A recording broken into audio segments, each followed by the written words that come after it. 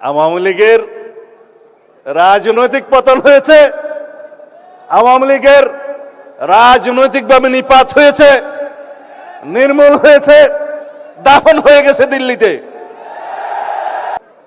আমি যেহেতু জুলাইয়ের উপরে কথা বলতে এসেছি, কিছু পর্দার আড়ালের কথা আজকে অবমুক্ত করতে চাই। আমি, আমার নেতা জনাব তারেক রহমান, দুজনেই আমরা নির্বাসিত ছিলাম। আল্লাহর কি মহিমা, যদি আমরা নির্বাসিত না থাকতাম হয়তো এই জুলাইয়ের মতো একটা অভ্যুত্থান সফলভাবে সমাপ্ত করা সম্ভব হতো না। এটাই হচ্ছে পর্দার অন্তরালের কথা।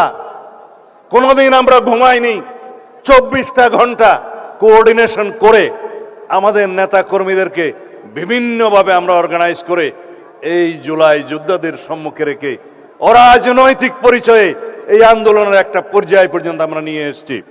3 তারিখ 4 তারিখে আমরা যখন নৈতিক সমর্থন প্রদান করি, তারপরের থেকে বিশ্ববিদ্যালয়ের শিক্ষকদের একটা আন্দোলন ছিল, সেখানে সমর্থন দিয়ে তারপরের থেকে যেদিন আমরা 16ই জুলাই পর্যন্ত পৌঁছালাম, সেদিন আমার নেতা বলেছেন, দফা 1 দাবি 1, স্বৈরাচারের পদত্যাগ, অন্য কোনোভাবে এই সমস্যার সমাধান হবে না।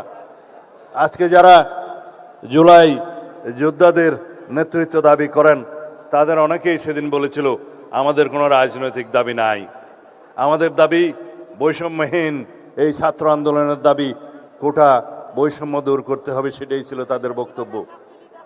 আমরা ধীরে ধীরে আমরা জানি স্বৈরাচারকে গদিতে রেখে বৈষম্যহীনতার বাংলাদেশ প্রতিষ্ঠা করা যাবে না।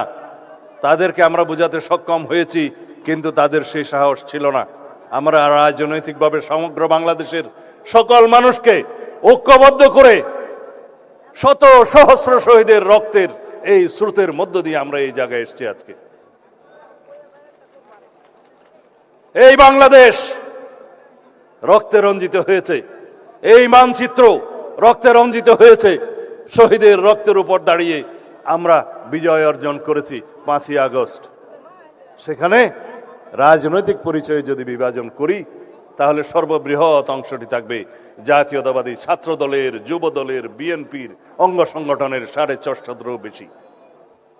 জাতিসংঘের যে রিপোর্ট, সেই রিপোর্টে 1400-র কথা বলা আছে, কিন্তু অফিসিয়ালি বিভিন্ন পত্রিকায় এবং জরিপে 700 থেকে 800-র মতো খতিয়ান পাওয়া যায়। বাকিগুলো গেল কোথায়?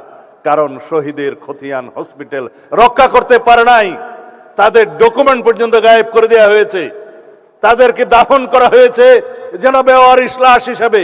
আজকে স্বজনরা তার কবরের সন্ধান করে আমরা দিতে পারি না।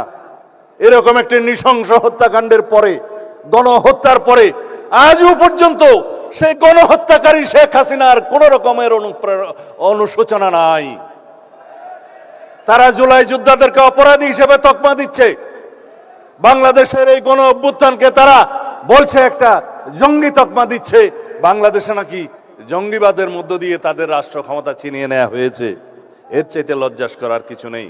তাদের মধ্যে অনুশোচনাও নেই, তারা দুঃস্বীকারের সেই অবস্থাও তাদের নেই, সেই ইতিহাসেই তাদের নেই।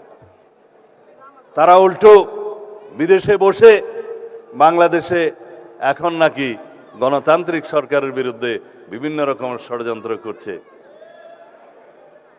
আওয়ামী লীগের রাজনৈতিক পতন হয়েছে, আওয়ামী লীগের রাজনৈতিকভাবে নিপাত হয়েছে, নির্মূল হয়েছে, দাফন হয়ে গেছে দিল্লিতে।